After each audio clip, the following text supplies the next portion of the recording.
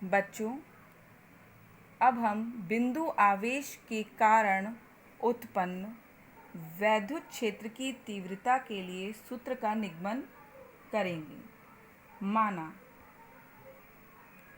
बिंदु आवेश Q परावैद्युतांक K के माध्यम में स्थित है। हमने यहाँ मान लिया कि बिंदु आवेश है Q, जिसपे कि Q चार्ज है, और एक परीक्षण आवेश Q0 धनात्मक चार्ज, और इनके बीच की दूरी है R। यह एक परावैद्युतांक K के माध्यम में रखा है, और क्योंकि दोनों ही पॉजिटिव चार्ज हैं, इसलिए इन पर एक प्रतिकर्षण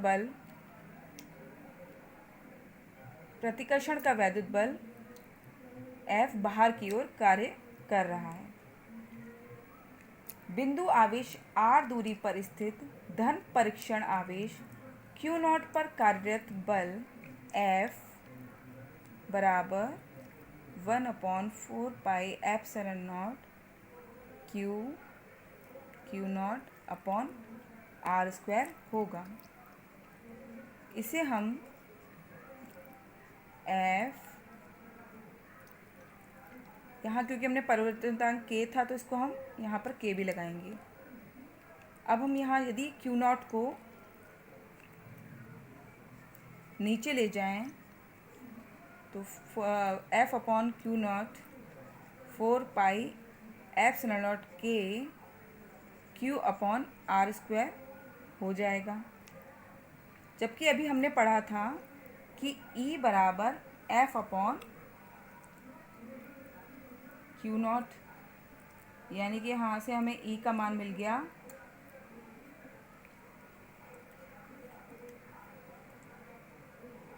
यदि बिंदु आवेश के चारों ओर का माध्यम वायु या निर्वात हो, तब क्या होगा?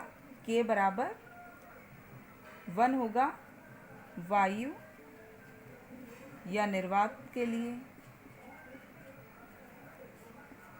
तब फॉर्मूला क्या हो जाएगा? E बराबर 1/4 pi epsilon not Q upon R²। यदि हम इसे वेक्टर रूप में, सदिश रूप में लिखें, जैसे कल हमने वैद्युत बल के लिए बात की थी, E वेक्टर बराबर 1/4 pi epsilon not Q upon R², और यहाँ हम R की दिशा लगा देंगे R²। यदि हम यहाँ पर बिंदु को A और P मान लें, इस बिंदु को A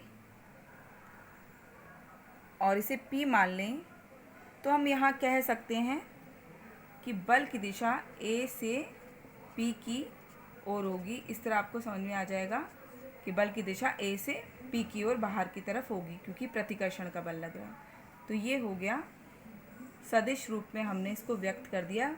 वैद्युत क्षेत्र की तीव्रता का फॉर्मूला सदिश रूप में।